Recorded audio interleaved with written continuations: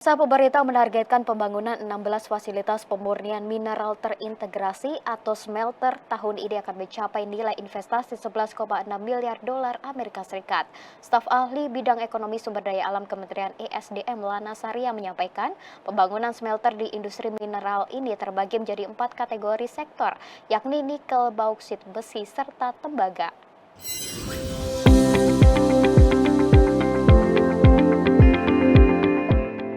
Presiden Joko Widodo dinilai berhasil memperkuat ekonomi Indonesia selama masa kepemimpinannya dalam 10 tahun terakhir.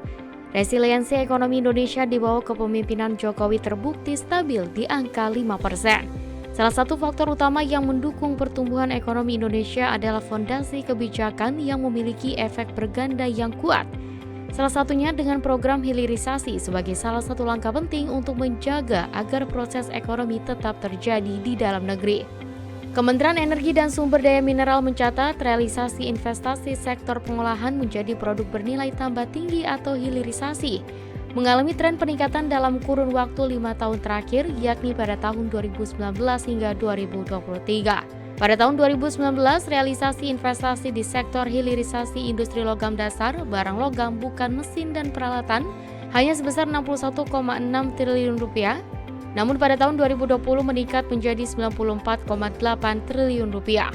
Selanjutnya pada tahun 2021 realisasi investasi di sektor hilirisasi tercatat sebesar 117,5 triliun rupiah. Meningkat kembali pada tahun 2022 menjadi 171,2 triliun rupiah. Serta pada tahun lalu melonjak menjadi 200,3 triliun rupiah.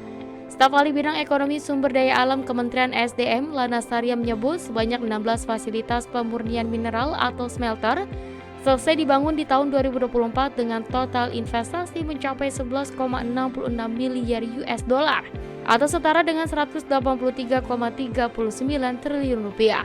Sehingga total di tahun 2024 target yang sudah terbangun ini ada 16 smelter yang terdiri dari 5 atau yang sudah terbangun 5 untuk nikel, sedangkan yang sedang dalam taraf proses konstruksi nikel ada 2, bauksit ada 7, besi ada 1 dan tembaga ada 1.